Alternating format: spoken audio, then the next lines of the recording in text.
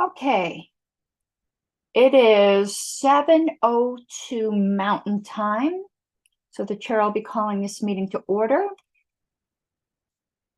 And let me pull up the agenda.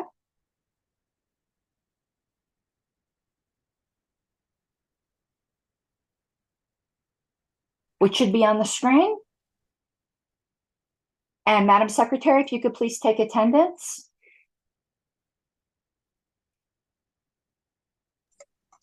Arrowwood, present. Bracco? Present. Nick Sazelski?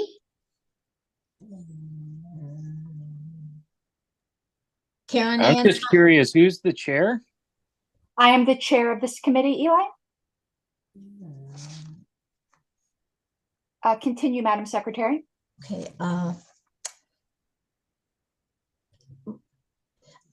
Karen Ann Harlos? Present. Okay. Madam Chair, I understand Rob Latham reported off. He just entered because he heard Mr. Bracco was here and he couldn't be shown up. Okay. All right. We have Mr. Latham is present. Frank Martin. Present. Chuck Moulton. Present. Tom Rowlett. Here. Okay. Mike Ruffo. Mike Seebeck. Okay. Nicholas Sazelski. He just joined. I don't know if his audio is connected yet, but he just came in. All right, I'll check him off. And then we have Mike Ruffo.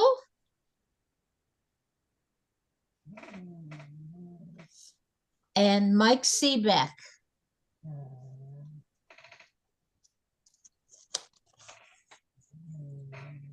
Madam Chair, at this time, we have two absent, Mr. Ruffo and Mr. Seebeck.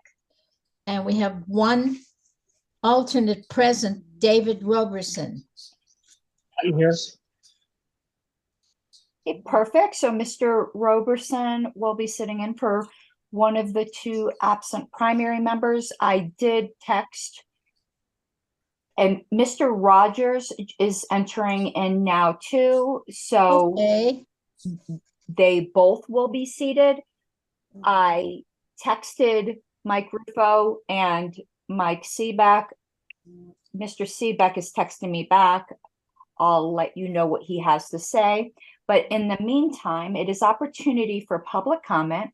So anyone who has public comment, please raise your hand. I'm going to give the spiel I always do. That includes committee members. If you have something you'd like to say that doesn't neatly fit into the agenda. So I see Mr. Jacobs had his hand raised first, then I had Eli. So Mr. Jacobs. If I may yield to Eli, I believe he's a member. Okay, Eli, if you'd like to go first. And Mr. Seebeck said Yeah, he's traveling. Would you like to go first? Let me get prepared. I can. That's okay with the chair. Yes. Okay.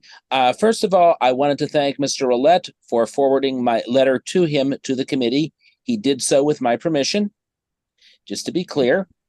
I did want to address that very briefly, if I may. I very strongly would encourage all of you to have a role in disaffiliation for the Judicial Committee. I think it serves as a very, very good safeguard.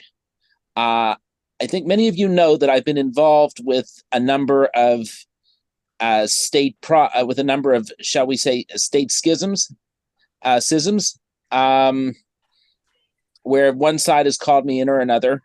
And of all of the ones that have occurred during this LNC's term, I have agreed with the LNC. Some of them I've recognized, some of them I've, Madam Chair, could you have that muted? Yes, I will. Okay. If everyone who's not speaking can please mute themselves. Go ahead, Mr. Jacobs. Okay. I have agreed with the LNC. This is not a question on my part of saying that the LNC is bad or anything like that. I think I've represented several of the people before that, and I've agreed with the decisions just in the ones that I've been looking at as an observer as well. This is not something that's directed against the LNC, but I think it is important to have a safeguard. I also want to apologize to Ms. Arrowwood. I cited her as representing New Hampshire. She represented the neighboring state of Vermont. So I did want to apologize for that, but it is correct in the chart below to kind of give everybody a look-see to where these things have been going over the last couple of years. I thank you all for your time. I wish that we had a few more members of the JC here so I could suck up to them a little bit, but I'm afraid they're not here. So I just want to say thank you again for the time. Thank you, Mr. Jacobs. And I think Eli, are you here, Eli? Did you drop off? Yeah, I'm here. Can you see me? Yes, go ahead. So does it need to be on the agenda? No, this is public comment, so anything that's remotely relevant. Okay. One, I think it would be awesome if there could be consideration for volunteer hours that were put towards the Libertarian Party that would count towards membership. For example, I have went out and petitioned 200 signatures for the Cochise County Libertarian Party. At market rate, that's $5 a signature that you would have had to pay someone who, gets paid by the signature. So, if someone like me were to not be able to donate or one reason or another, actual money, I think it's unfair to recognize someone who has paid, $25 or whatever the amount is, but then fail to recognize someone who has contributed the equivalent of, let's say, $1,000 or $10,000 worth of, volunteer time. So that would be nice if it were reflected in the bylaws. The other thing is, I had seen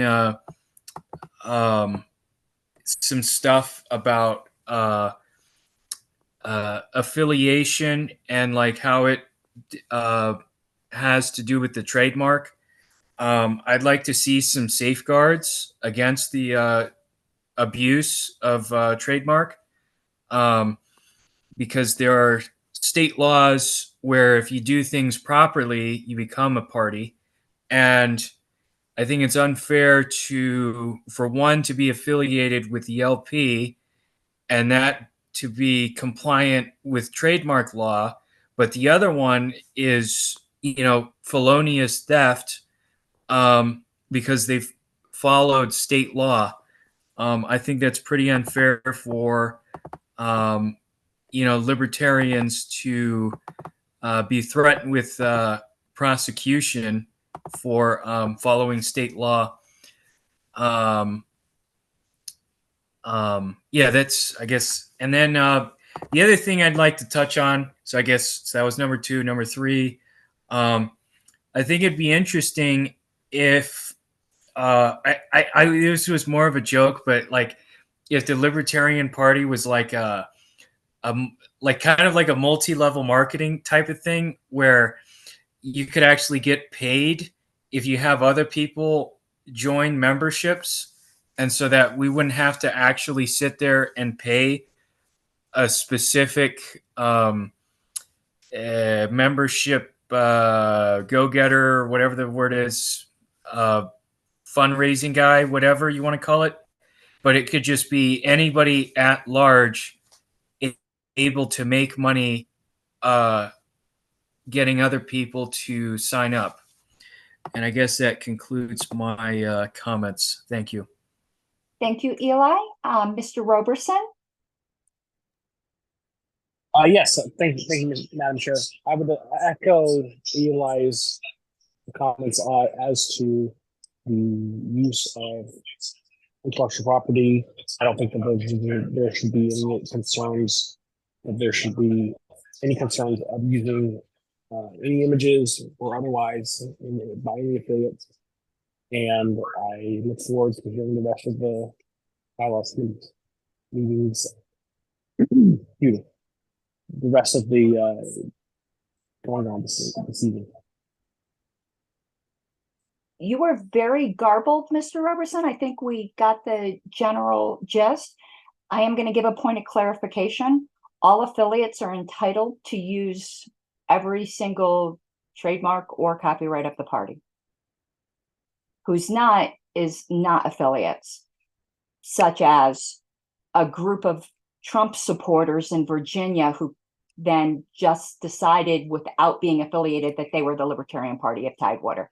Be careful what you ask for is all I have to say on that. And it's just as a point of clarification for the LNC's point of view, and I'm a paralegal.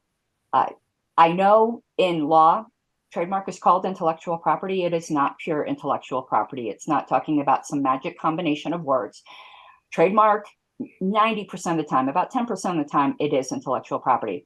The other 90% is to protect consumers from fraud. Libertarians are against fraud.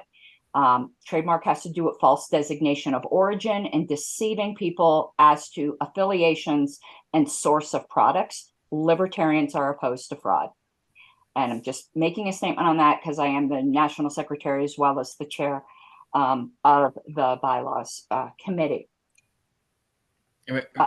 May I respond to We're that? not going to debate this, Eli. Okay. Thank you. Okay. Feel free to write the LNC because that's more of an LNC matter. If you go to lp.org, down in the footer, there is, it says Libertarian National Committee. There's a really quick button to contact the entire LNC. Or you can select specific people, but that's a content form that is in here. Continuing. So the chair would like to let the committee know that I did approach the LNC with the issue of our passing a special rule of order to limit debate. That was passed by the LNC. That doesn't mean we have to pass a special rule of order, but we have consent by the appointing body to do so. So whenever we wish to do that, I know the committee had stated that they probably did not wish to consider that until December, but the committee can do that at any time. We do have consent of the appointing body. The next thing in housekeeping,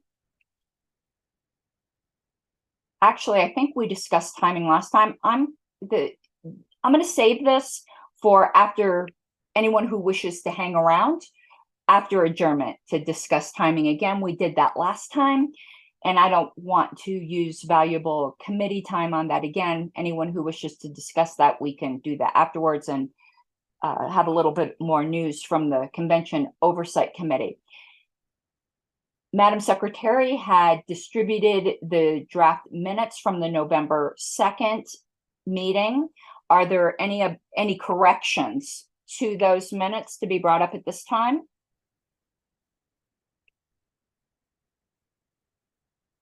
Seeing none, those minutes are approved.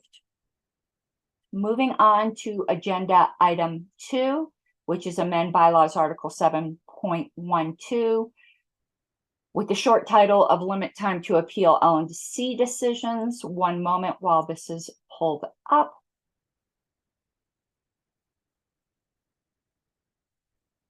This was my proposal, so I'll speak briefly to it. It is to add a sentence. This is an article 7 that's entitled National Committees, and it's obviously subsection 12. I'd like to read the article without the added sentence, just so you guys can get a feel for it, and then the impact of the added sentence. It says, upon appeal by 10% of the delegates credentialed at the most recent regular convention, or 1% of the party sustaining members, the Judicial Committee shall consider the question of whether or not a decision of the National Committee contravenes specified sections of the bylaws. If the decision is vetoed by the judicial committee, it shall be declared null and void. Wish to insert a sentence right before the last one that says such an appeal must be filed within 60 days of the decision.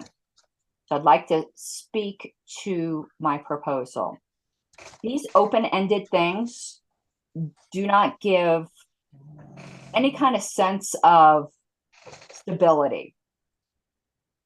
If there's a violation of the bylaws, just like if a member believes that this needs to be addressed, you can't have the LNC taking actions that go on for like 9 months or what. If somebody believes the bylaws have been violated, this needs to be taken care of for the good of the party, and so that people aren't still screaming about something. We need resolution of the LNC, and we need to know one way or another with the judicial committee. But there's another circumstance that the second circumstance might be cured by a later proposal, though my first part would still apply. On the issue of constructive disaffiliation, there is a question. I'm not going to presume to say what the judicial committee would decide, but there's an interpretive issue here, and we should always clear up ambiguities in the bylaws once we see them.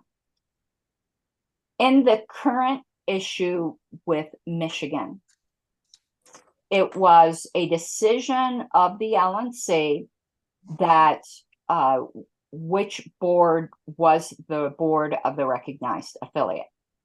If the LNC was incorrect, that would be considered a constructive disaffiliation, which can be appealed to the JC, but that is presumably, though, within 30 days of the decision.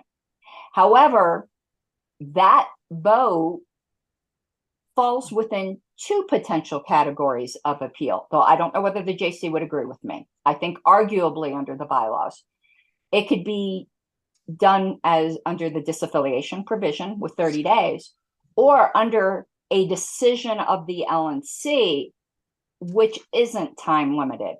When you're dealing with an issue with members as to who is my affiliate, there needs to be closure on this one way or another. And it can't be left as an open question. And getting one alleged time frame for a bite at the apple within 30 days, and then one potentially, if you're talking in between conventions, a year and 10 months later, just is very, very counterintuitive. I wouldn't even mind if this section said within 30 days. I put in 60 because sometimes it takes a little bit for members, for word to filter out about LNC decisions of the members. So that's all I have to say on that. Mr. Bracco has his hand raised. Mr. Bracco? Sure. So when it says an appeal, and I know we have some JC members and some former JC members and people who've done a lot of arguing before the JC on the call here. So if I'm not understanding correctly, please tell me that I'm wrong. Is an appeal both the acquisition of the 10% of delegates or 1% of members and writing something up to submit to the JC? Yes. Or is it just the votes? No, the appeal, you have to file an appeal. So we could pull up what one looks like, but it's basically a notice of appeal with your like opening argument or opening brief. It doesn't have to be quite so formal, but you have to have some kind of standing to do so. And there's 3 ways to get standing button, which is be disaffiliated. Well, there's 4 ways actually. Be disaffiliated, be a suspended member of the LNC, or get signatures of 10% of the delegates credentialed, or 1% of the party sustaining members. I've unfortunately been involved in 2 of those. So the appeal is the whole process, getting the standing and filing something with the JC within whatever the specified time window is. So if we're saying here that you have to both write up the appeal and get the signatures or the sign off of whether it's delegates or party members, whatever it is 60 days enough? Yes. Because I done it. get the idea behind it, but is this enough time? I've gotten 1% of party sustaining members in under 24 hours. In Massachusetts, for the Massachusetts appeal. Is that typical? I guess I don't know. Maybe this doesn't happen very often. I think 60 days is enough with social media, but again, I want the time to be limited. If maybe committee members feel that should be longer, I'm fine with that too. I'm also fine with it shorter. I just think we need to have some kind of time limit in here. Dr. Moulton. Yeah, so I just wanted to chime in on the is that typical question, and my answer would be no.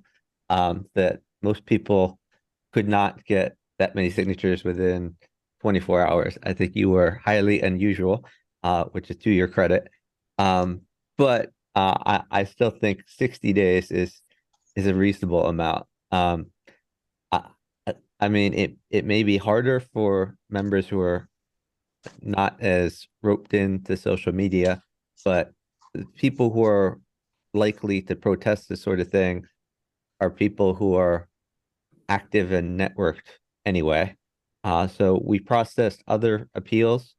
So, for example, George Phillies gathered signatures to submit an appeal, and it took him much longer than 24 hours to gather those signatures. And he's a very long-time party member who knows a lot of people. So I just wanted to push back on the typical question. Thank you.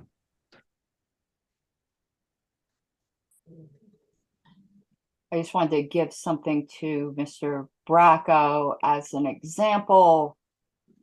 So at least for my case, this is typically what would have to be done within a certain period of time. So you see, this was a petition for appeal and it had to be done within, this was within 30 days, but this didn't need signatures. This was an automatic right to appeal. But we did signatures in Massachusetts. We also did it within the time frame. Dr. Moulton will remember we got the signatures just to be safe in case the Judicial Committee rejected the idea of constructive disaffiliation. Dr. Moulton. Yeah, I want to push back on that as well. I've been served on the Judicial Committee and observed previous, when I wasn't on the Judicial Committee, having observed previous appeals. I think your appeal also was not typical as far as your level of detail. Again, that's to your credit. Your appeal was, I don't know what the word is, voluminous. It was very detailed. Most appeals are not nearly as detailed, and therefore I think most appeals would be much simpler to file than yours. Well, my case was also complex. I mean, some appeals don't need to be quite as long. The Massachusetts one wasn't as long, or the Delaware one. The Delaware one, I think, was only 3 pages.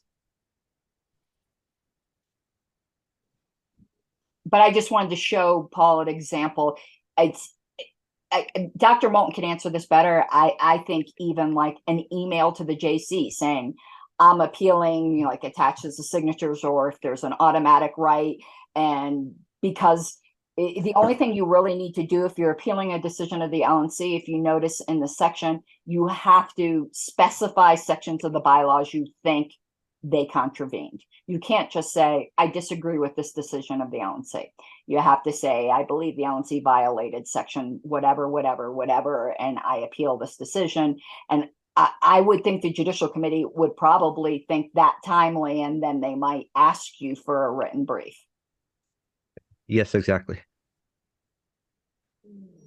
Okay, so you don't need to get super verbose here. No, I think for less sophisticated members, the JC would kind of guide them along. As long as they got the notification into the JC that meet the minimum requirements before whatever timeframes there are.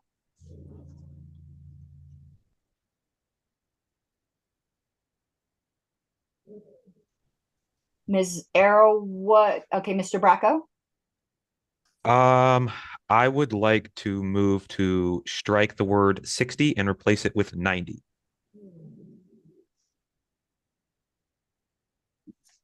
And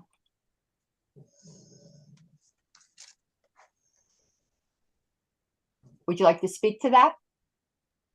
I just think that I support the idea, and I would still be in favor of this proposal, regardless of the outcome of this the amendment here.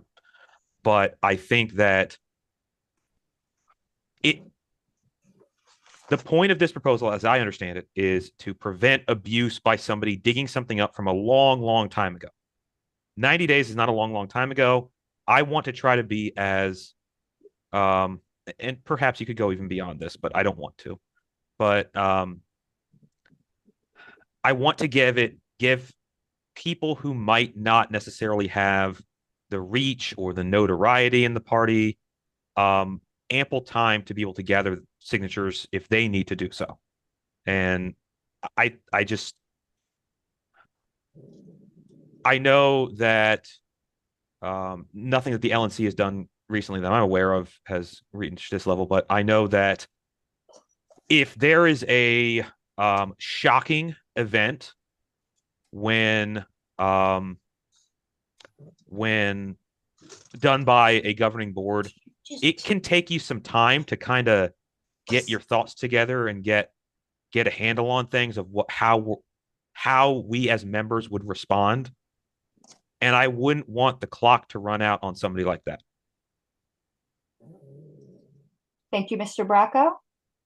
Would anyone like to speak to the amendment of striking 90 and inserting, 60 and inserting 90?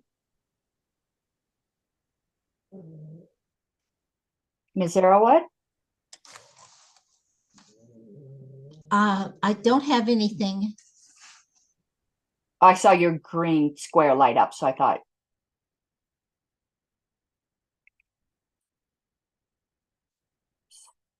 One moment, just scrolling down. So I'll ask, is there any objection to this amendment? Raise your hand if you have an objection.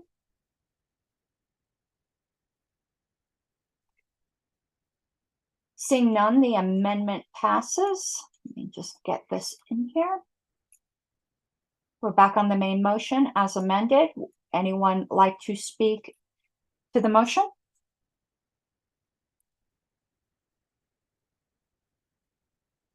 Well, I will ask, is there any objection to this proposal? One objection. Okay, thank you, Mr. Roulette. Ms. Arrowwood, if you would take a roll call vote, please.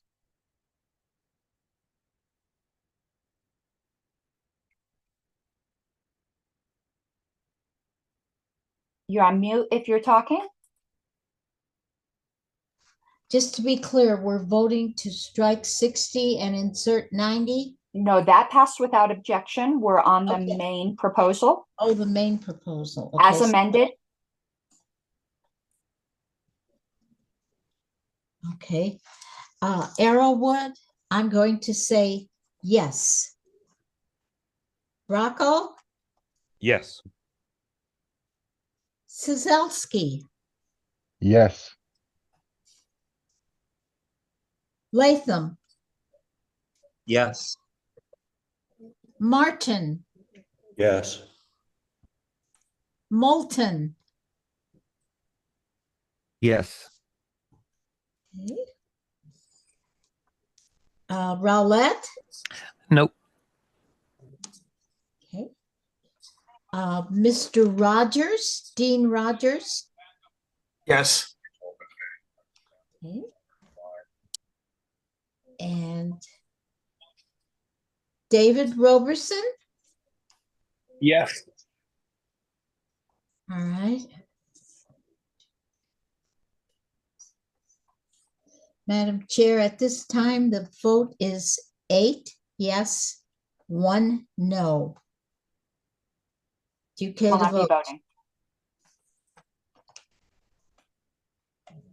All right. So that passes 8-1-1. Dr. Moulton, you had your hand raised. Yeah, I'm not. I mean, probably inappropriate, but I'm confused by Mr. Roulette's vote that he didn't seem to speak in opposition to this. So, I mean, I might have been persuaded if he had. So I'm confused why he didn't speak to this. But anyway, I'm sorry. Mr. Roulette, I'll allow if you chose not to debate, so I didn't know if you want to. I'm treating Dr. Moulton's time at the mic as a request for information from you. You can decline, but if you wish to explain your vote. I don't wish to the reason I voted no on it, I suppose, was because it solves a problem that we're not having, is what I had thought about it. Having said that, I didn't debate it because I feel like my opinion on this is not strong enough to be worth debate. So I'm fine just letting it go. Thank you, Mr. Roulette. Next proposal is Proposal CC from Rob Latham. Remove statist language. I like the title a lot. Mr. Latham, floor is yours. Well, and Madam Chair, maybe I will defer to your guidance on this. We had some discussion about this on the list. I think it's an idea that we generally are in favor, just in terms of timing for both the convention and to deal with other proposals. One idea was just to kind of put it in the post-convention report. That seems to make the most sense to me. So whatever motion can get that to happen, that would be something I would be in support of. Alternatively, if we, and Mr. Rufo is entering, Ms. Arrowood, alternatively, if we think we could just get to a vote right away, and then we just don't put it in the report, everything that passed the committee that doesn't make it to the report will go into a post-convention report. There was one part of this that I really didn't like the language on. Does the committee wish to maybe spend a limited time on this? Does anyone else have any issue? Let me speak to the issue I had, and we'll see if anyone else does. I don't like the change in the first sentence. I think our bylaws need to be stylistically consistent, and I just don't like it saying the affiliate chair serves as chair. The language throughout our bylaws is X shall do X. I think taking out that shall and changing the serves goes beyond just removing status language into making an incongruity in our style. I don't mind striking the his or her and have it be that delegation. I think his or her is just very, very awkward, and we don't use that a lot. But the shall do this, shall do that, that is stylistically throughout our bylaws, and it's very jarring to me to change this here. If we were just striking out state and all of those places and putting in delegation or affiliate, I'm perfectly fine with it. And I think that could probably pass really fast. I think that first sentence is going to, even though I don't have a problem with the his or her, we're going to now, if it made it to the floor, have debate on why don't we just put there? And then you got people going, you wokester, there isn't. Please, let's not get into a gender debate on the floor. But with all of the literally just removing status language, I think it's a wonderful proposal. I think we should stay away from this grammatical stuff. Rob, Mr. Latham, excuse me.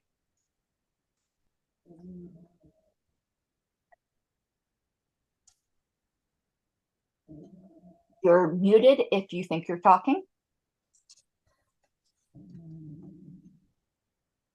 Mr. Latham?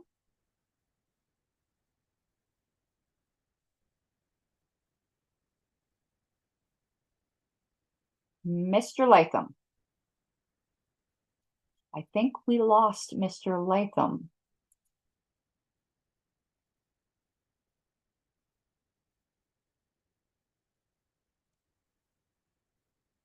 Do not know what happened. Mr. Latham? Hello again? Yes. Yeah, my connection dropped and it's back again. Okay. So you sounded garbled to me, but that's probably just my bad connection. So I don't know where we left off. The shall thing, that's above and beyond the intention. I'm fine with not needing that if we don't need that. The his or her, again, that's just while we're under the hood. That's something I think we don't need. I don't know that that would necessarily invite a big wokeism debate. I'm kind of sixes on that. So I just wanted to share my sentiments on that, those two aspects. Mr. Bracco? I would actually like to speak in favor of keeping the change to that affiliates because theoretically, a state chair could be seated with a delegation of a different state. And then you have all this craziness of who is his or her delegation. And this solves that. I don't know that it's ever a real problem, but if just pointing it out.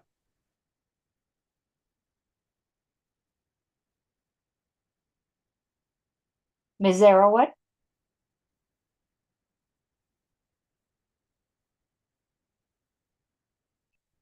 I'm going to remind everyone, when you're raising your hand, get ready to talk because you're Yes. muted. Somewhere in the rules, and I don't have the exact quote, but it states that the affiliate chair is automatically a delegate.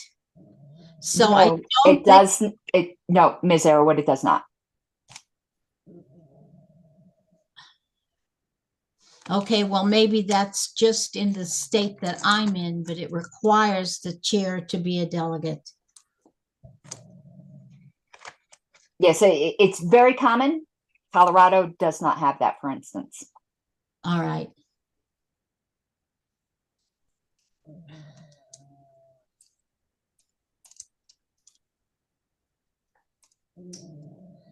Mr. Bracco? I would like to move to unstrike the shall and get rid of the S, I guess the second S, the new S in serves to just make it shall serve again. I'm not going to do all the weird markup with that. I think, whoa, everyone understands. So you're moving to strike from the proposed amendment so it would put back in shall and take out that S so that it would say the affiliate chair shall serve as chair of that delegation. That affiliate's delegation. Right. Yes, that's correct. Basically, return those two words to their original state. Okay. Would you like to speak to that, or do you believe it's already been adequately spoken? I think it's already been adequately spoken to. I'm going to ask, is there any objection to that change?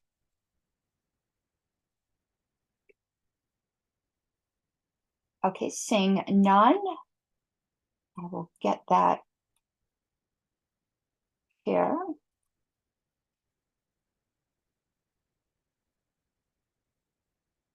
So we're back on the proposal as amended, which it seemed like there was a lot of, I mispronounce this word all the time, unanimity on this. So I'm going to ask, with that change, is there any objection to this proposal, realizing it might not make it to the report due to time constraints, but at least so it's preserved and would go into a post-convention report if we decide that it's not going in the main report. So is there any objection to passing this as a proposal of the committee?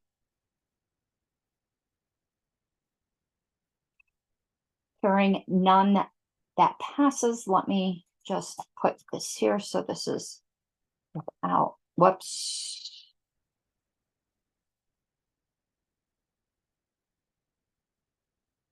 Now the fun starts. Mr. Roulette's proposal, EE, resolving affiliate disputes. All right. The floor is yours, Mr. Roulette. All right, ladies and gentlemen, I was hoping before I put this forward that someone else would do it before I got to it. This is not my favorite proposal. However, I believe this is the most important proposal.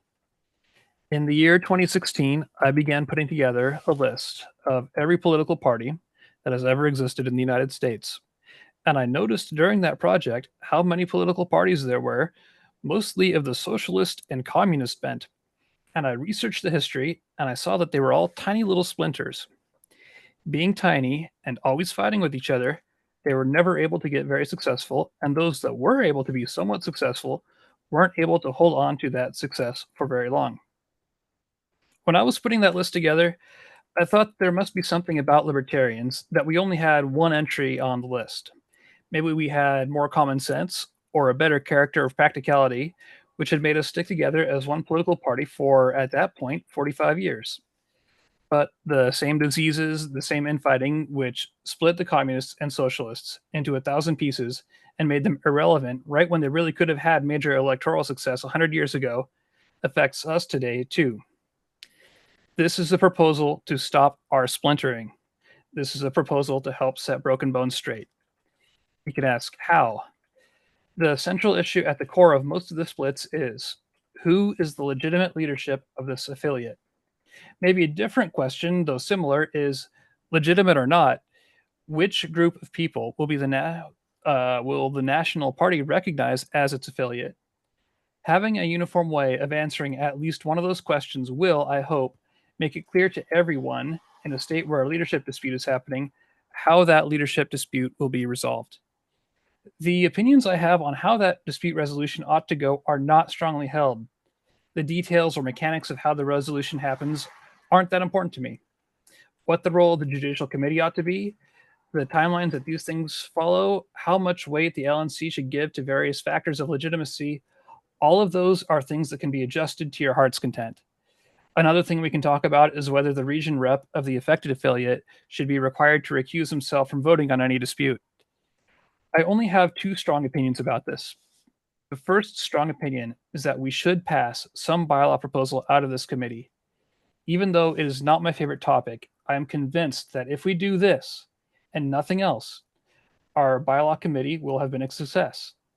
And if we were to get everything else passed, but not this, we will have done less than 50% of what we ought to have done. My second strong opinion is that this should be the first item presented to the delegates at convention. Doubtless, this will generate debate at convention, and I strongly suspect that there will be motions to extend time for debate on this issue. I would like that debate to be as unfettered as possible from time pressures, and to take place when the delegates are still sharp and not yet fatigued from considering other bylaws. So please, amend this however you wish, but put something forward and put it in front.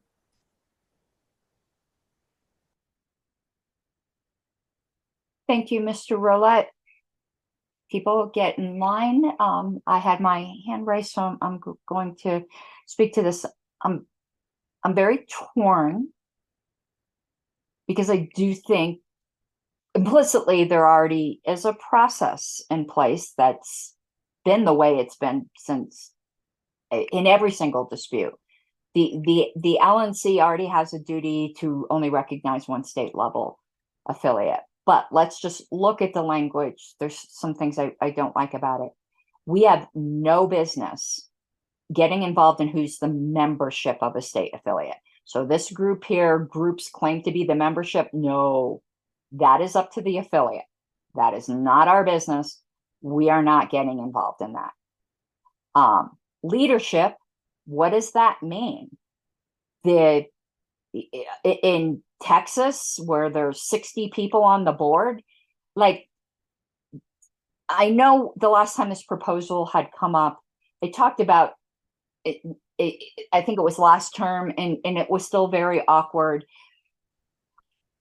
The issue is usually chair, vice chair type thing, but I think that leadership then gets really murky. And if the affiliate has their own judicial committee, I don't believe the LNC has the authority to overrule their judicial committee. So that's a problem here too. And there's been several times over the history where an affiliate's had a judicial committee. Once, when Steve Dasbach was chair with the first Oregon dispute, and his position was we're following the affiliate party's own dispute resolution process, which is their judicial committee. And this also happened in Michigan. Their judicial committee ruled. So that's another issue here. 30 days. What if the LNC has an in-person meeting where it's better to hear about this in 40 days? I don't know about this time frame. Yeah, notice, but it doesn't say when you're dealing, that's kind of vague. But okay. I don't think we should be telling the LNC that they've got to do all of it. The LNC should do that. But this is going to get to my next point. So item C shouldn't even be in here. How the LNC conducts its investigation is going to be up to the LNC. Obviously, they need to determine to the best of their ability. I think D is superfluous as well. That's another word I mess up. Absolutely disagree with E.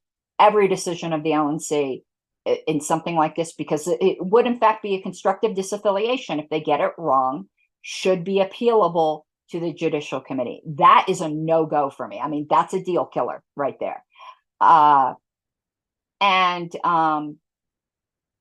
If somebody's recognized as the affiliate, they have to in every way recognize their affiliate.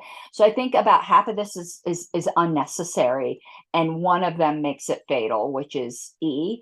But I'm very ambivalent right now about putting this in here because we have a long tradition of recognizing constructive disaffiliation.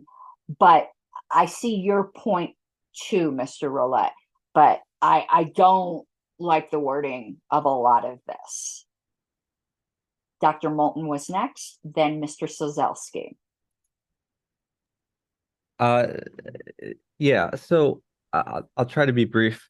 I have served on the Judicial Committee in the past. I authored a decision on the subject of an affiliate dispute. I have a difference of opinion with some others about how we should settle affiliate disputes. In my opinion,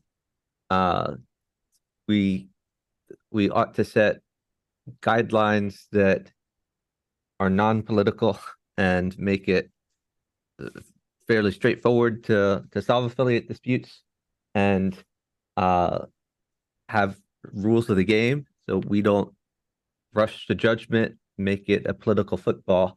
I think that this particular proposal politicizes the process even more.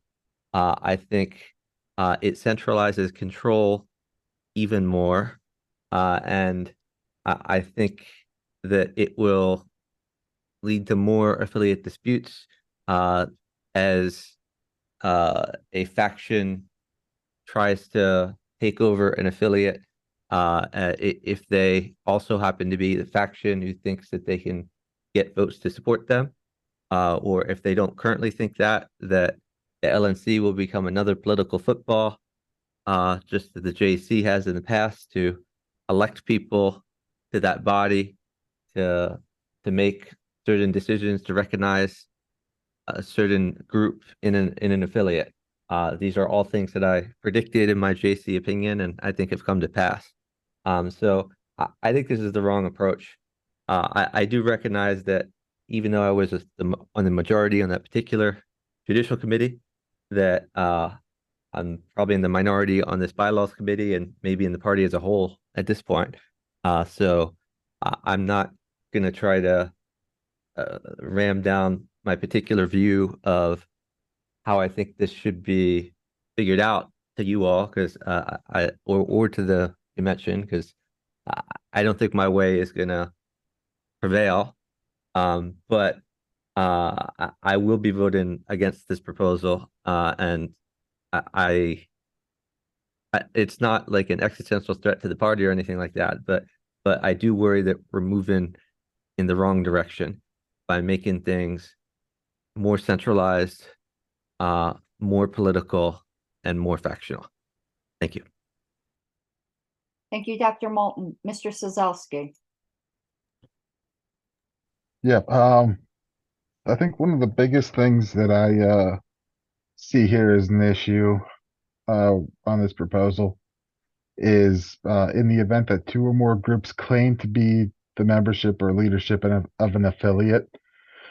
So, does that, the way it's worded here, that means, any group, so two people could get together and claim to be the leadership of an affiliate, which is that, and then send that petition, which doesn't have we don't have any size of what that petition would have to be. So any person, two people, in a disgruntled in an affiliate could keep sending petitions to the LNC, forcing meeting after meeting after meeting after meeting, just tying everything up in this, and I'm sure there's enough people around who would try to probably weaponize this and just cause things. We've seen stuff like that.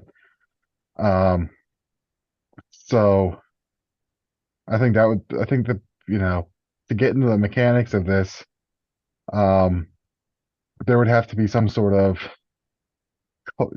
of broader membership petition of the affiliate or something like that to recognize that there's some merit to the dispute within that state. And then, of course, like you mentioned, Madam Chair, about the if a state has their own affiliate dispute resolution, own dispute resolution process, that should probably be respected above all. So that's kind of my thoughts on this.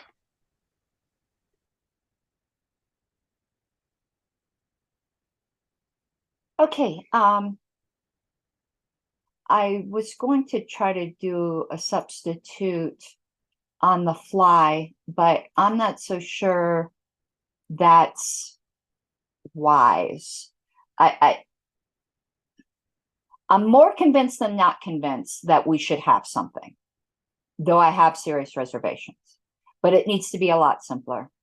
And to me, and perhaps someone has some wording, or maybe we'll want to postpone this to wordsmith on the list, but just looking at this, forget about claiming to be membership. That's not our business.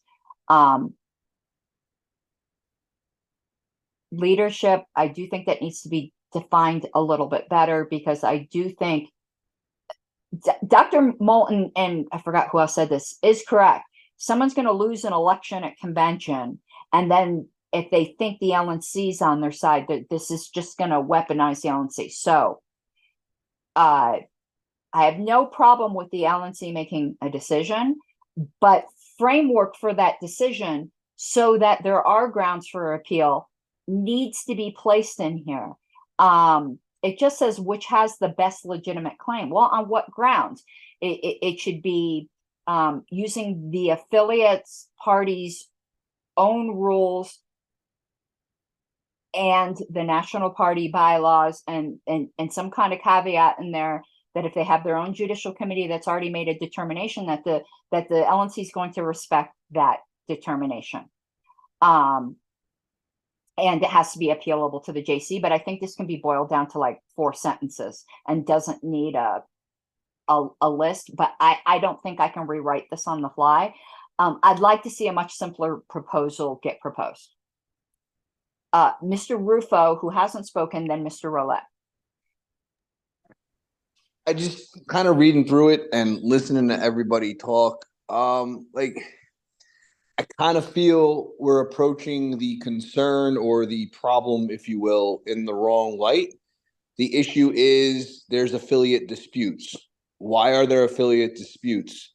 Well, perhaps the definition of who qualifies to be an affiliate is really the problem here. And then that's what needs to be cleaned up so that instead of worrying about how a dispute is resolved or writing something that could potentially open us up to having more dispute, maybe we should be focusing on how we define who an affiliate is and how they qualify for that affiliation in the bylaws, rather than trying to make a rule or a law for a problem that might happen, rather than just addressing the root cause of the problem that has happened.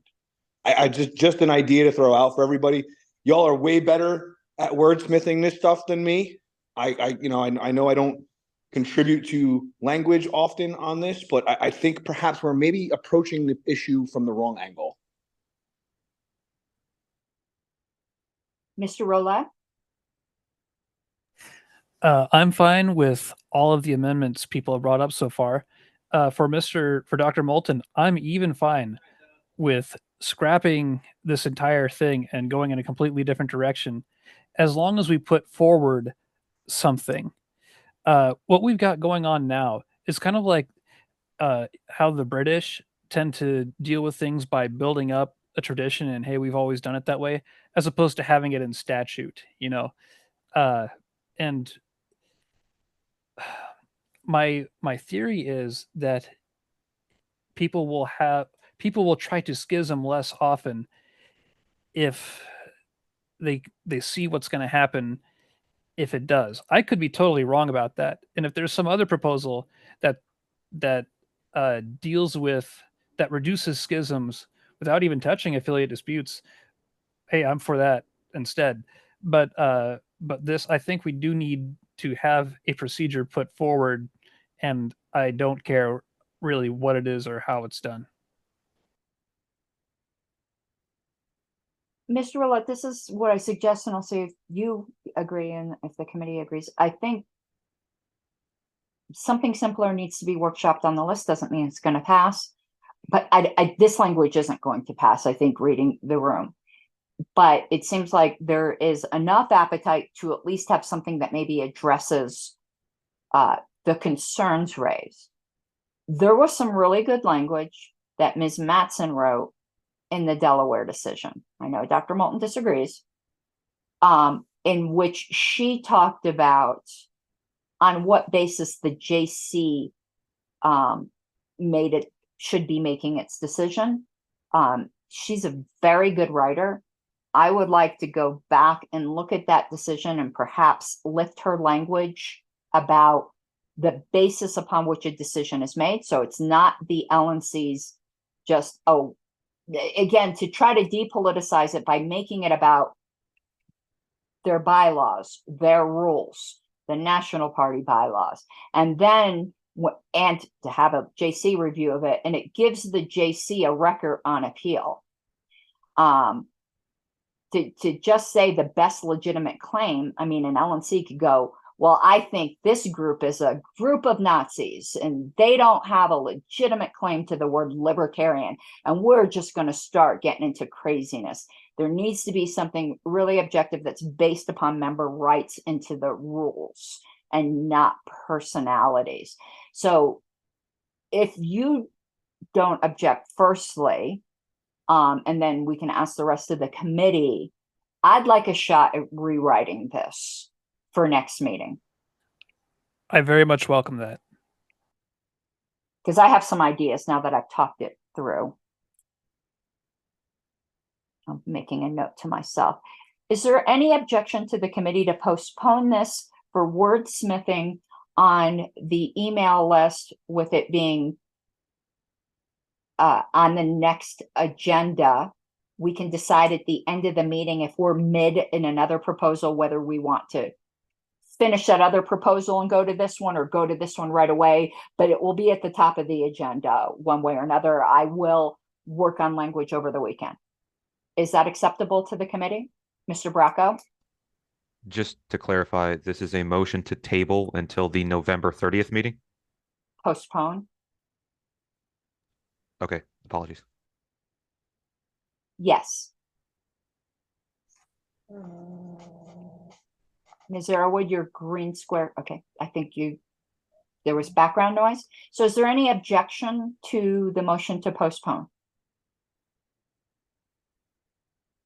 Right, hearing none, I'll work on some language this weekend. Others, please feel free to work on language as well, and we can wordsmith with whoever anyone comes up. In speaking, I gave you an idea of where I intend to go with language. Other people might have different ideas. Again, I'm more persuaded than that we do need something. Okay. Next proposal. So this one, I want to just make a note here so I don't. It's also from Mr. Roulette. It's to amend Article 10.1. Shorten time convention window.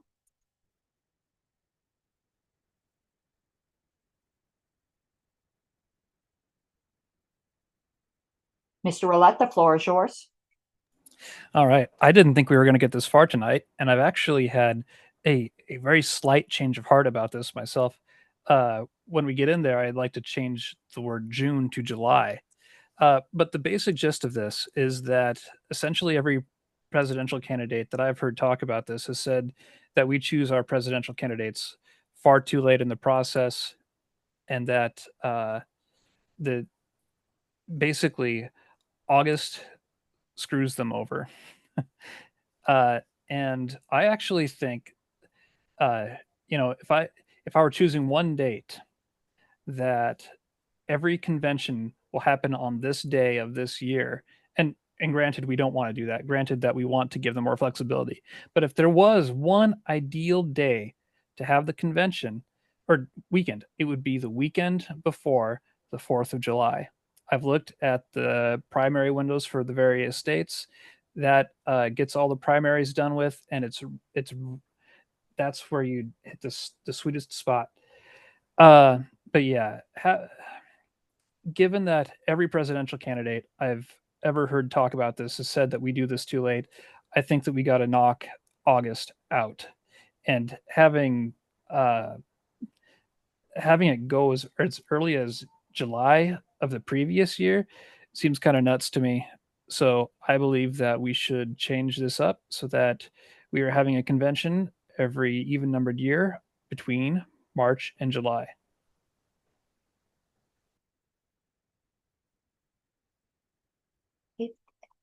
I'm going to let Mr. Bracco go first. Sure, thank you. I know that there are some states that require that that state party hold a convention at a certain time, which then restricts our ability to hold a convention earlier, and because we have to hold it later than them. Does anyone know what the this is a complicated question, I know, so if that's not known, I'm trying to find out what's the earliest time, because I know that people had at long time talked about, oh, we should do it earlier, just like in the 80s and stuff. And I know there's problems with that one in particular.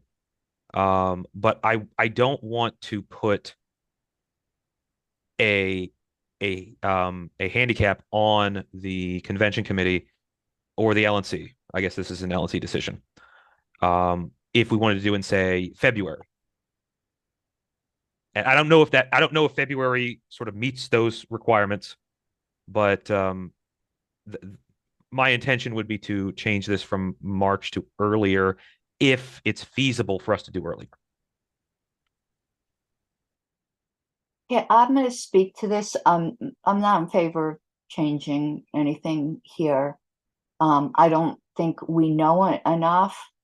And with all due respect to candidates, they don't know all the logistics of state things. They're only thinking of themselves.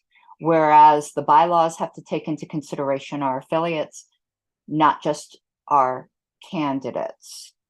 And nothing is prohibiting the LNC, if they're persuaded that it's in the best interest of the party to do it in March. This is precluding them from doing it even earlier than March.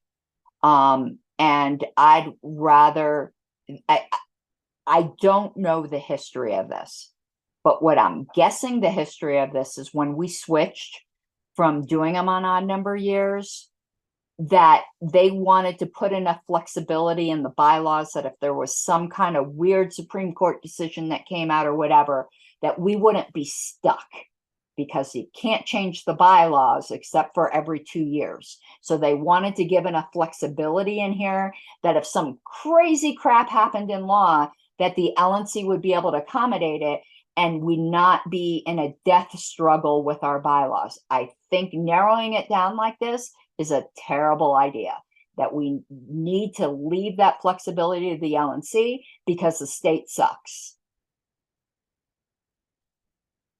I'm gonna, Mr. Roulette, if you don't mind, I'm gonna let Dr. Moulton speak first since he hasn't spoken yet, then we'll go to you, Dr. Moulton. You bet. Yeah, so this has been a debate ever since I've been involved with the party. I was not involved early enough that I participated in conventions in odd years. I'm told that the idea of odd years is our candidates could campaign longer. Of course, the trade-off is we might have less candidates. So some candidates may not want to campaign for that long. We might get different candidates. One of the reasons it was moved up to an even year, it as a matter of policy, if not mandated in the bylaws, was supposedly that would help give a stand-in for some ballot access lawsuits. We've been through that litigation. That's no longer an overriding reason. There's definitely some people who want it to be an odd year beforehand. I've also heard some appetite for holding it earlier in an even year. One proposal I've heard come up frequently is President's Day weekend, because it kind of has a ring to it that it has some association with president, but that would be in February. If we do pass something like this, I think it should say February rather than March. One of my concerns about eliminating August, of course, I don't think we really should ever have a convention in August, but there may be some sort of an emergency. We dealt with such an emergency when we had the pandemic. And if for some reason we have to cancel on a venue and scramble to reschedule somehow, I don't think we want to necessarily tie our hands. Just because we are allowed to have a convention in August doesn't mean we will unless absolutely necessary. And we've seen that over the history of the party. Since my involvement, the only timeframes we've had conventions are it's usually either Memorial Day weekend or July 4th weekend. Sometimes it's not a holiday weekend, but it's always in that range. So I don't think that we're actually solving an overriding problem here. I think we're just tying our hands a little more. And if we are to tie our hands and make it even year only, I think an appropriate time frame would be February through August, rather than March through July. Thank you. Mr. Roulette? My impression has been, and these are more vibes than anything super concrete, is that the conventions have been chosen on time based on cost. Like there's a certain weekend that you can get the hotel cheaper than another weekend, and that's why we're having them not at an ideal time.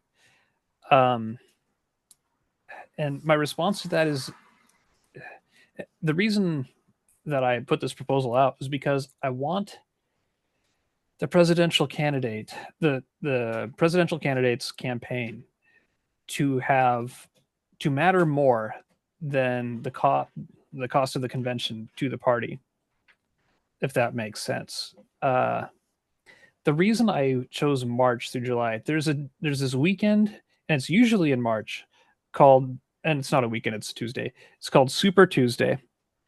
And I don't think can ever really make a ton of sense to have our convention before Super Tuesday. Other people can disagree with me on that, and they could be right, but just I don't think strategically that's ever going to be a really great idea. I like March through July. That's a 6-month window. You've got a lot of flexibility within that 6 months. Last primary ends in June, but you know, that's okay. In terms of importance, yeah, you're correct. In my spreadsheet of how important these things are, this is pretty low on the list. I won't be heartbroken if this fails or if it gets modified, but I do think that this would improve things in general. Thank you, Mr. Roulette. So I'm going to speak further. I think, to me, this is like the bylaws committee trying to be the LNC. And I'm just not in favor of taking, again, the flexibility. Dr. Moulton brought up a point I forgot. We almost did have to go into August for part 2 of the convention. And remember, we don't only have conventions to elect presidential candidates. This would tie the hands of conventions on off years as well. And it would screw state parties. Let me explain how. Colorado can't have a convention in the same year to elect delegates. Our convention is prescribed by state law when we have to have it. It's generally around April, maybe late March. This does not give time to elect delegates, have them get tickets and whatever. So you could say, well, they could elect their delegates a year before. Anyone who's been in this party long enough, whether this should be or not, people are not going to plan a year ahead. And a lot of times those people aren't even in the party anymore. Oh, well, you could just have a special convention at the end of the year. I don't think we should be imposing those costs upon state parties. The reason we have this big flexibility and time frame here is because of various state laws, and we want the maximum number of states to be able to elect delegates within meaningful times without imposing additional costs on our delegates. I'm going to say something that's going to be controversial here. This is always a dispute within the party. Our presidential candidate is not going to win. They have a different purpose, which to me is to grow the party. So I think that the considerations of our affiliates take precedence here. Honestly, that's right now at where we're at. That's what I believe, but I'd like to correct a misapprehension. Those holiday weekends are actually more expensive for the party, generally speaking. I've been on the LNC since 2016. I've approved many a contract, and now on this convention oversight committee. The reason the holiday weekends are chosen is to make it easier for delegates who allegedly, I can't say I agree with this, but I'm going to give you the reason, have a day off and their kids have time off in case they're trying to make it a family outing. It's for cost to the delegates, not necessarily cost to the party, because those are popular weekends, which there's a lot of competition for those hotel spots and things like that. But they are not chosen to save the party money. Dr. Moulton. Yeah, you actually just made the point I was going to make about holiday weekends, so I'll skip that one. I disagree with the chair about that doing it in an odd year would make things impossible for affiliates. I think affiliates would find a way to manage. It's not that I favor odd years, though. It's that I don't think that that's a reason to torpedo that. One point that I neglected to bring up about March and February.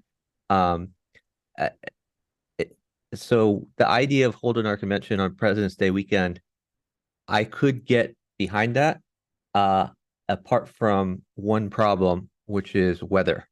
And because of the weather problem and snow, we could be forced, if we held a convention earlier in the year, to only consider venues in areas that don't have snow, such as the South or California or so forth. And it could also impact travel from delegates in states that do have snow, even if the venue does not have snow. So that's really, in my mind, the main holdup from moving the convention earlier in an even year is winter. So that's one thing to keep in mind. I think that's it on my further points. Thank you.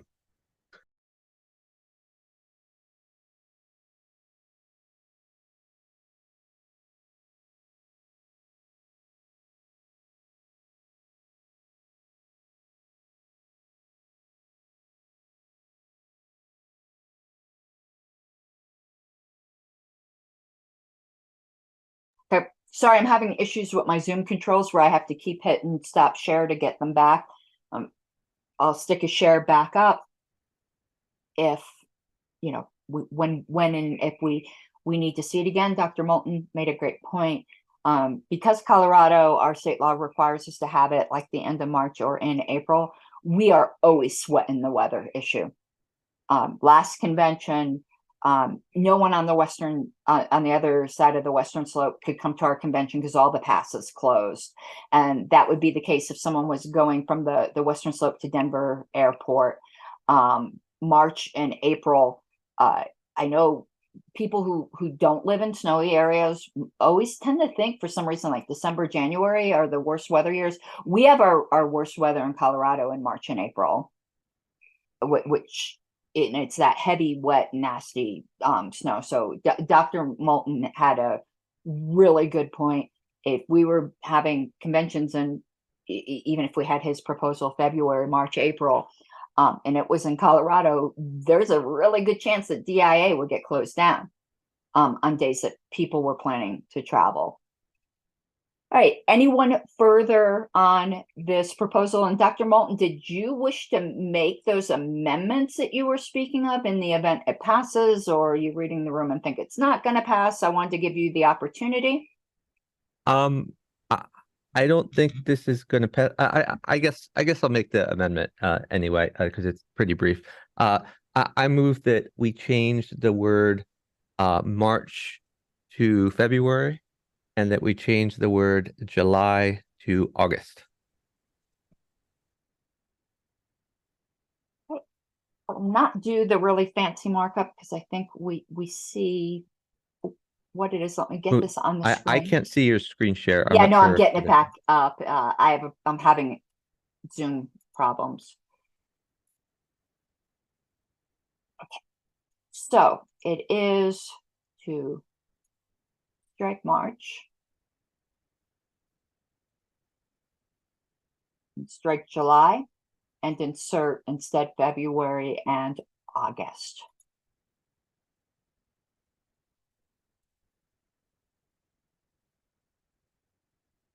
Did you speak sufficiently to this, Dr. Moulton? I did. Would anyone else like to speak to this amendment? I do not see any controls right now. So if someone would like to speak, just start talking.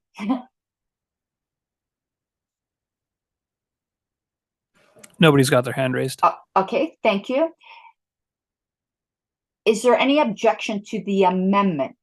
It doesn't pass the proposal, it's just the amendment, but speak now if there is an objection to the amendment.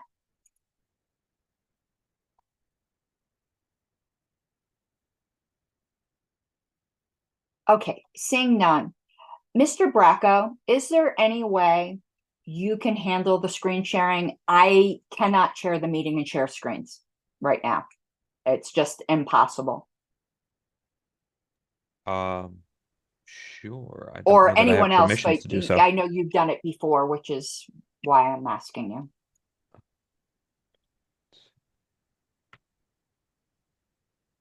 And I'm going to make you oh, you are able to do it without me making you co-host. Perfect. Thank you. So the proposal before us now is to strike out July of an odd number year through August and instead insert in February through August. So it would say, if the amendment, if this passed, regular convention shall be held sometime during the period of February through August of an even numbered year. And I don't see anyone else who would like to speak to this, and I'm still having issues trying to see where I can see the participant list. Give me one moment. Participants. Bye. Okay, my participant list came back up. Seeing, well, maybe not, but I can see hands now. Madam Secretary, if you could please take a roll call vote.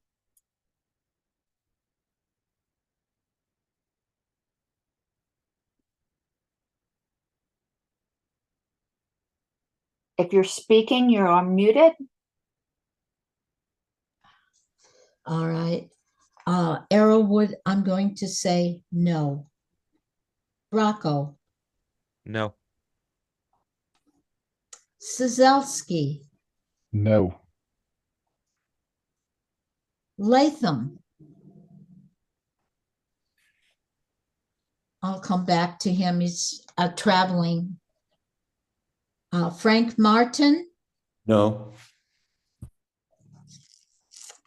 Chuck Moulton. I abstain. Tom Rowlett, Yes. Mike Ruffo. No. Okay.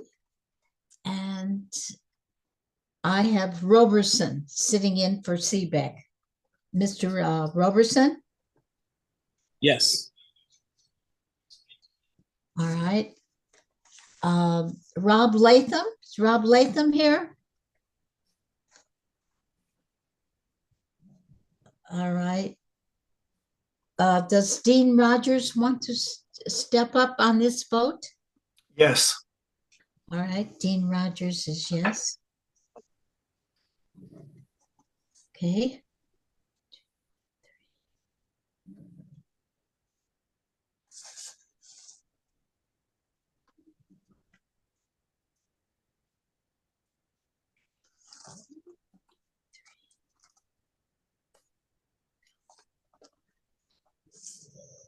Madam Chair, at this point, we have 3 yes, 5 no, and 1 abstain. Do you care to vote? No, I will be abstaining. All right, ma'am. So it's 3 to 5 to 2. The motion fails.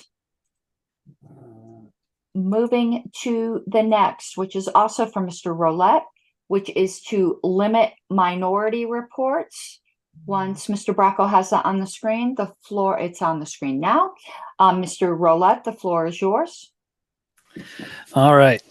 This is also not terribly important, but it has come up at least twice in our party's history that a committee, either bylaws or platform, has put forth more than one minority report. And when that happens, all hell breaks loose. The procedure for that is to determine which of the 2 minority reports becomes the big minority report. And then the big minority report has to go against the majority report. And you vote on that to see which one will become the main motion. And then once you're done with that, you have to decide whether or not to pass the main motion. Have you ever heard point of information 28 times in 30 minutes? Ladies and gentlemen, this must never happen again. And yeah, it's awful when it happens. And my solution, I think, is pretty easy. It just gets it down to where either the bylaws committee, that's us, or the platform committee, you can only put out 1 minority report. And the reason, and I know that we want to hear everybody's opinion on everything, but if you want to kill convention time, oh my God, like it grinds everyone to a halt. Like, and despite just having to have 3 different votes, at least it's also that just every one of those 1,000 people, except for maybe 5, are confused about where they are. And so I don't, this has happened twice. Third time is not a charm. Let us have only one minority report from our committees ever presented to the delegates again. I'm going to let Dr. Moulton go first. I favor the last sentence. No person may join in more than one minority report for a particular proposal. I do not support raising the thresholds for each of these committees. I don't think it's necessary to achieve the objective. I think the last sentence is very likely more than sufficient in most cases. So I move to amend by eliminating the revision, or I guess I should say reverting the revision of from 4 to 5 back to 4, and reverting the revision from 2 to 3 back to 2.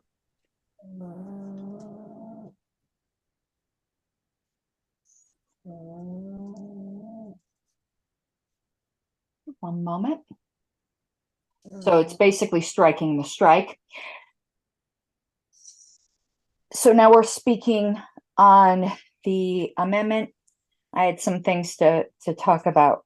I'm actually going to give I'm stepping in as chair just to give a point, because Mr. Roulette, this does not prevent more than one minority report. If that was your intent, I just want to let you know that this proposal doesn't do that. It might in effect do that, but it does not say there can only be one minority report. Just wanted to let you know that. If you have further questions on that, you can ask.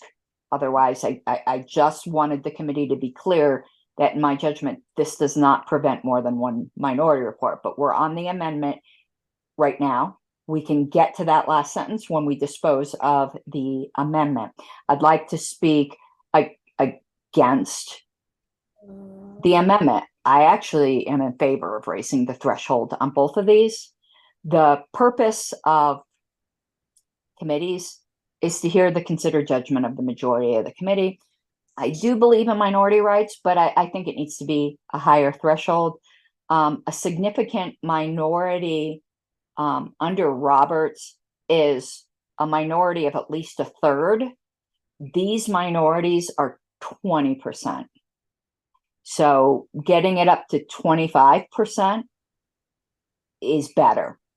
I actually wouldn't mind seeing it be even 6 members of the platform committee and 4 members of Bylaws, but I'm good with 5 and 3. I think that's much closer in line with the spirit of Roberts as to what it considers a significant minority that starts to accrue rights in a deliberative body. So I am speaking against Dr. Moulton's amendment. I'm in favor of it, that part, as opposed by Mr. Roulette. Dr. Moulton, you did have your hand raised, but then lowered it. I don't know if that was a mistake. Dr. Moulton? Yeah, so debated on this topic here. Again, I do not favor raising the thresholds. I have served on the Bylaws Committee since 2008, on every Bylaws Committee, and I've seen how minorities work on the Bylaws Committee. I have never served on the Platform Committee, but I have followed the reports. My experience on the Bylaws Committee is because all the members are chosen by one entity, namely the LNC, it is very often the case that minority viewpoints are poorly represented on the bylaws committee. Generally, most of the bylaws committee is of one mind on a lot of important issues. I think minority rights are not only about the people themselves on the committee, but they're about the people that they represent. And a minority of two on the bylaws committee can represent a considerable constituency of delegates who have different opinions on a particular topic. So I think that it is a bad approach to think of the percentage in terms of 40% or 1/3 or whatever of committee members, because really they may represent a viewpoint that is much larger in convention delegations. I think in practice, the numbers of 4 and 2 have worked pretty well over the years. The chair also pointed out that this proposal, as written, even before the amendment, does not prevent 2 minority reports, and that's certainly correct. Even if we raise the threshold to even if we raise the threshold to 5 members on the bylaws committee or 10 members on the platform committee, that would not prevent 2 minority reports. You can sign a minority report even if you voted yes to the original proposal, and everyone could divide into 2 minority reports. But practically, what I've seen with minority reports is when there are multiple minority reports, what I've seen is it's usually because there are one or more people who are signing more than one minority report. So I think the last sentence is the most important part of this. And honestly, I'm more concerned about the bylaws thing than the platform thing. If platform raises to 5, I'm not going to lose much sleep. I think raising bylaws from 2 to 3 is a considerably bigger change based on my experience. Thank you. Thank you, Dr. Moulton. Mr. Roulette? So the thing about minority reports is that it's not just that a report is generated and handed off to the delegates. It's that the delegates then vote, between the minority report and the majority report. And it's this vote and the time it takes. I'm fine with opinions being expressed, but these votes take time. That's why I'm comfortable making it a little harder for a minority or position to be voted on. And there are other ways to achieve that vote, but I don't want 2 people to have the ability. Well, yeah, I've spoken to it. Thank you, Mr. Roulette. I'm only going to speak briefly to the additional points raised by Dr. Moulton. I do think there's wisdom in the 3rd being the magic number. I mean, if you want to get to whether someone represents a large constituency, one person can represent a large constituency on the bylaws committee. I agree with that with Mr. Roulette that 2 members of the bylaws committee should not be able to seriously hamper the rest of the committee by having a time waste. When you start getting into 3, and I actually think 4 is better, that's when you're dealing with a significant minority, and it makes it all the more significant. And they're representing a bunch of people when you have people that probably are usually in agreement because they're chosen by one body. So I'm in favor of raising it. I'm not going to belabor that point. Mr. Bracco. So I'm actually somewhat neutral on this amendment. What I would like to say though is whatever the bylaws threshold is, the platform, in my opinion, should be twice that because the platform committee is twice as big. I don't like 3 and 5. I think 3 and 6, 2 and 4, whatever, just platform is double bylaws.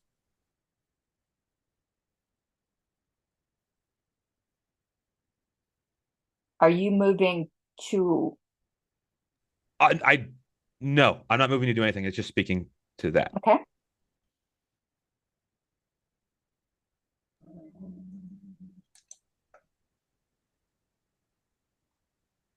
Okay, I'm gonna say something here, just procedurally. Because what Dr. Moulton is doing is striking a strike. If you wanted to change 5 to 6, technically now's the time you have to do it. Otherwise, that 5 stays in the proposal no matter what. However, I am not the type of person who believes in having these kind of procedural rules strangle us if it seems like the committee wants to go to 6. Unless there's some kind of point of order raised, I'm going to ignore that. But I'm just letting you know, technically, this would be the time to amend that if you think it needs to be amended. But I don't think anyone's going to scream at you if we are a little heterodox and do it later. Oh, heterodox, wrong word. Unorthodox. I guess that's the word. Is that the right word? Whatever. Not kosher. Would anyone else like to speak further to this amendment?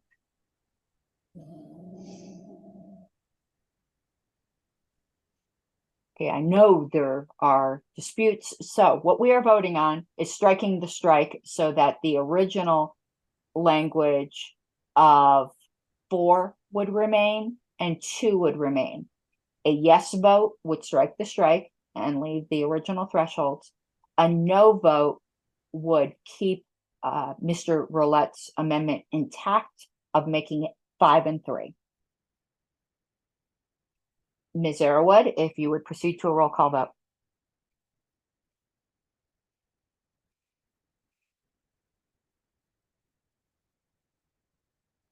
If you think you're talking, you are muted.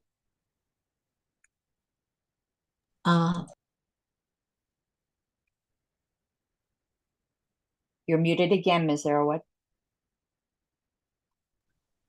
Oh, yes. I'm going to pass. Bracco, Abstention. Sazelski, Yes.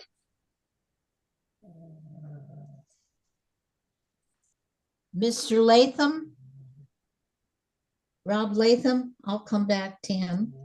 Frank Martin, No. Chuck Moulton, Yes. Tom Roulette, No.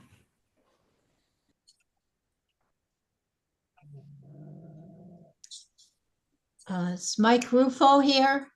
Yep, abstain. All right, sir.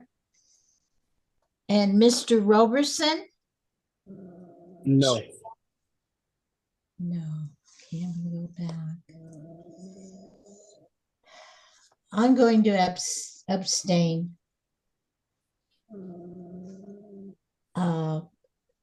Is Rob Latham with us? Hearing no response, I'll call Dean Rogers, please. Yes. Dean Rogers, yes. Okay.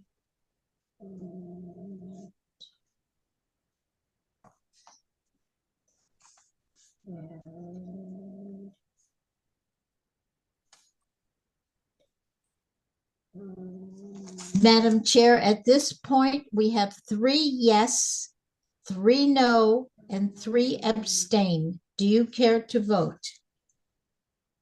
Yes, I'll be voting no so that Mr. Roulette's amendment remains intact. Okay. All right. So let me get these highlights off the screen. And Mr. Roulette, I'm curious how, like, if this passes, what is the scenario where there's still 2 minority reports? let me explain. So let's just deal with bylaws. I think what you may not be understanding is that you can vote for the majority report and still sign on to a minority report. So say a bylaws proposal passes, you could still have 3 minority reports for bylaws because there's 10 members of the bylaws committee. 3, 3, and 3 can sign off on 3 different minority reports. And with platform, same, you could have 4 minority reports because there are 20 members of the platform committee.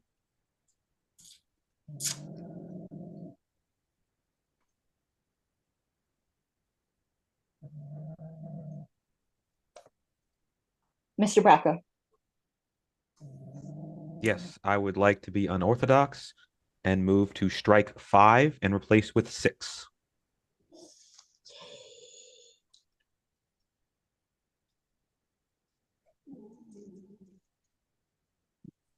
Stick that in all caps.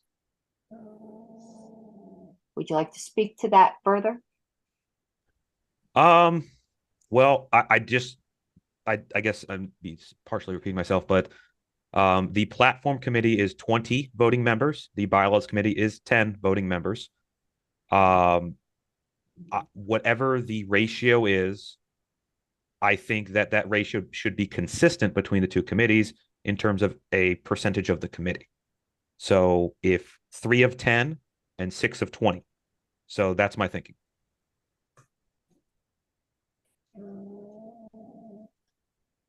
Thank you, Mr. Roulette. So we're debating on the amendment at this point. I'm in, and I had my hand raised, but it was to the main one, but I'd like to speak on the amendment. I'm in favor of it. I think raising these numbers is going to de facto end up doing what Mr. Roulette wanted, even though it wouldn't make it impossible. But I think it would de facto do that. So, but that's not why I'm in favor of it, because I'm actually not in favor of only having 1 minority report, though I think naturally this is going to tend towards that without making it a rule. So I'm in favor of Mr. Bracco's amendment. Mr. Roulette, then Dr. Moulton. I understand why Mr. Bracco would like to move it up to 6, that it would make everything consistent. My response to that is that if we could reduce the number on bylaws to 2.5, I would. The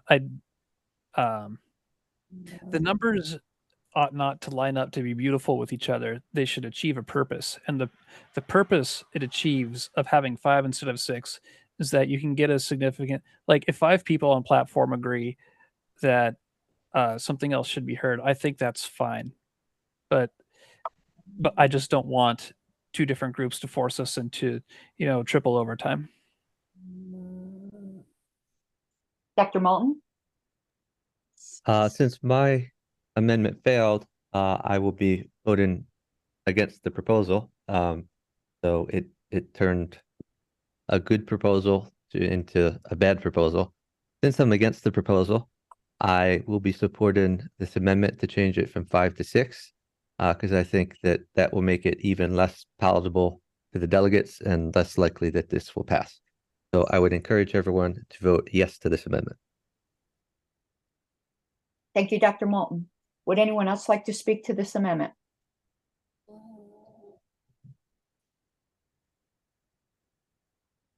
Seeing none, is there any objection to passing this amendment? Yes. Ms. Arrowood, if you would take a roll call, what we are voting on is striking 5 and inserting 6 for the number of members on the platform committee that are required to sign off on a minority report. Okay.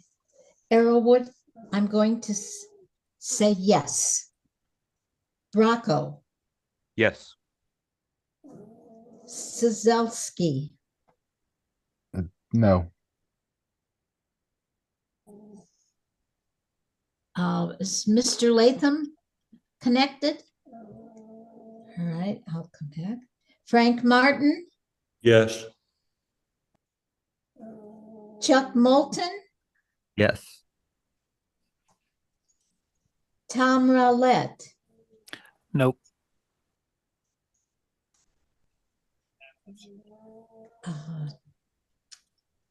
I'm going to call Mike Ruffo. Abstain. All right. And if Mr. Seaback has not returned, I'm going to call Mr. Roberson. Yes. Yes. Okay, I'm going to call Dean Rogers. Yes. Okay, thank you. 1, 2.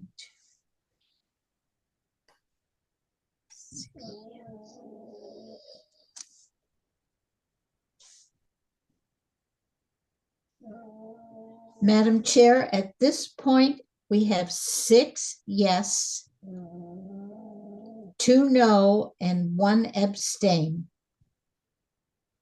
Do you care to vote? No. All right.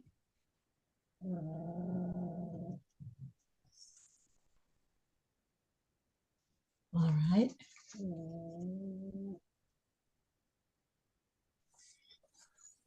Even though, and I'm going to say this in case anyone in the future wishes to reconsider, I just thought of an argument against it that I do want to bring to the committee's attention because it wasn't raised, just to bring it to your attention.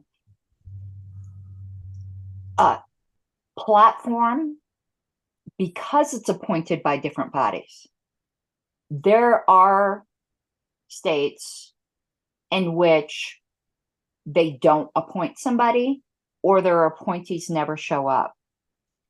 That's going to happen this platform committee. While there's, in theory, 20 members, there's only going to be 19 members because Wyoming has been AWOL. They didn't send delegates last convention. They're not responding to any emails. We don't know who the chair of Wyoming even is. So, just be aware that on years that happens, that 6 actually is a much greater percentage than it would be if there is a full 20. I actually don't have a problem with it because it puts it really close then to 1/3, but I'm just letting the committee know. What if you have 5 states whose members don't show up? It's not like the LNC where if bylaws consistently only has 7 people show up, the LNC can appoint more people. The LNC can do nothing about a state who decides that they don't want to send anybody, whatever it might be. Just wanted to get that out there, where that's potentially a bigger problem with platform than it is with bylaws. Ms. Arrowwood? Yes, I would like to make an amendment to the last sentence. I would like to strike join in and use the word sponsor. I think join in is not exactly the right phraseology, and I would prefer sponsor. Ms. Arrowwood, may I draw your attention to something before you finalize your amendment? Sure. It's echoing language that's earlier in this bylaws article. Oh, all right. Look at the first sentence. Well, actually, in each thing, blank, whatever it ends up being, or more members of the platform committee may join together. Whatever members of the bylaws committee may join together. So it's just echoing language that's already been used. And just as a point of historical information, this is language we've traditionally always used in the party. It's very well understood. You can still make that amendment. I just wanted to draw that to your attention. No, I would withdraw the amendment. I wasn't aware of the fact that it's kind of traditional to use that phraseology. So my motion is withdrawn. Thank you, Ms. Arrowood. Okay, I want to speak in favor of the entire proposal, including that last sentence.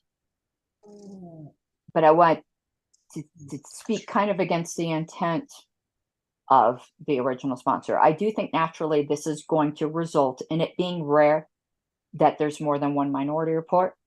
I do not want to preclude that. Actually, the last time there was more than one, I was platform committee chair when we had 2 or 3 minority reports. And I actually don't think it was a disaster that Mr. Roulette presented.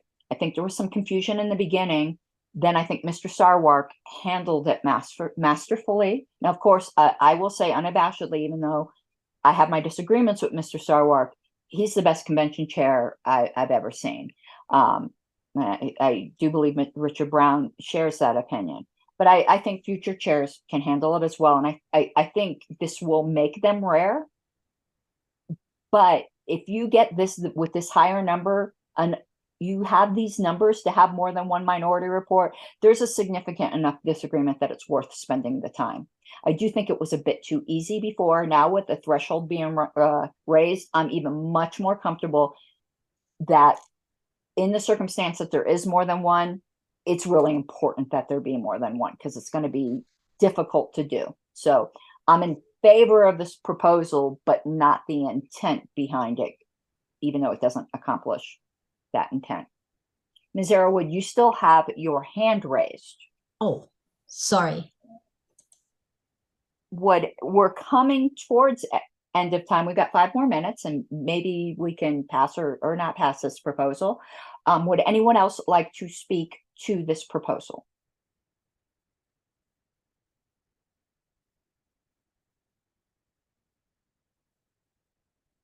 Is there any objection to this proposal?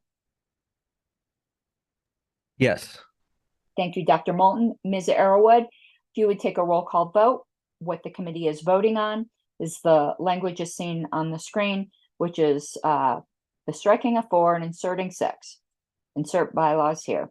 The striking of 2 and inserting 3, and adding the final sentence, no person may join in more than one minority report for a particular proposal. Ms. Arrowood?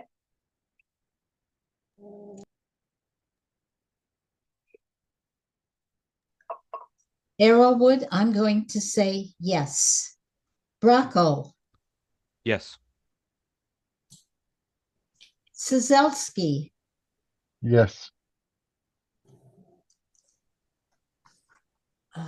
Has Mr. Latham connected? If not, I'm going to call Dave Roberson. Yes. Okay. Frank Martin, Yes. Chuck Moulton. Heck no. Heck no. Wow, that was strong for Dr. Moulton. Tom Rowlett, Yes. Mike Ruffo. Abstain. Mike Seebeck. If Mike Seebeck's not here, I'm going to call Mr. Dean Rogers. Yes. All right.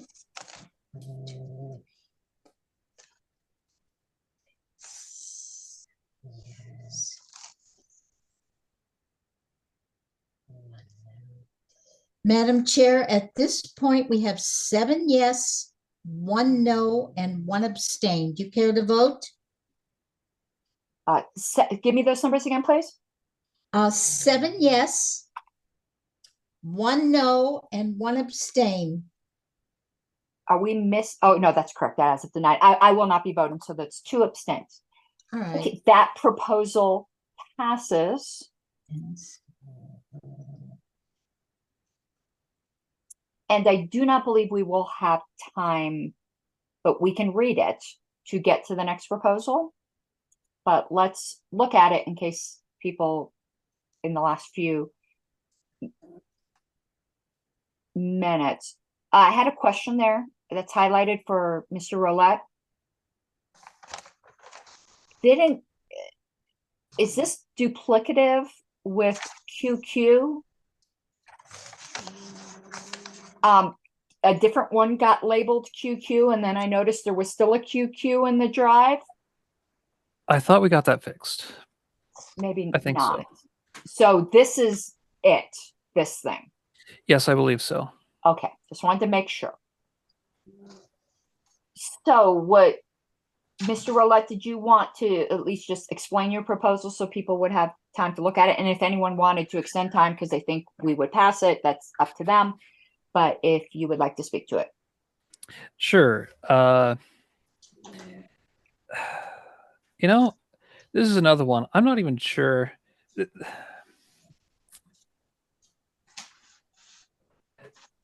I'll be totally honest. The way that I thought things worked is maybe a little bit different from how they actually work. I thought that this solved a problem where people were being nominated by other people for these offices, and they didn't even want to be nominated, and I thought that this would solve that issue. If that's not an issue, I'm fine with withdrawing this. And that's the introduction to Okay, this proposal. Well, let me answer your question. This whole thing of a nominating petition is fairly new, and it was, this whole section was introduced to solve that problem. I don't think there's enough maturity of seeing if there's a loophole in it. I believe it solved the problem. So if you're asking just for an experience point of view, I don't think your proposal is solving a problem that we have. In that case, I'll simply withdraw it. We have enough super important proposals that I'll just knock this one out, and we'll see if if it is a problem. You know, there's always 2026. You know, fine. Right. So since you didn't move it formally yet, there doesn't need to be a consent to withdraw it. If someone else wants to move it, they can. Well, we still have a couple minutes. So, Mr. Jacobs, was there something to do with current business, or were you like getting in line for when we're done? I was hoping that I could speak on something that did occur during the meeting, if that would be permissible. It's more of providing some information. I would prefer we wait till after adjournment unless a committee member wanted to move. We kind of are pretty strict about limiting the committee time to committee members. And I don't see a motion from the committee. So we're going, Mr. Roulette, I know we talked about DD. Was that a proposal you were keeping, the interrupting microphone one? Oh, this is my pride and joy. This is my heart's love. I'm absolutely keeping it. Okay. But I don't think we should hit it tonight. Well, did you want to? I think we're at time. We actually have 2 minutes because we started at 3 after.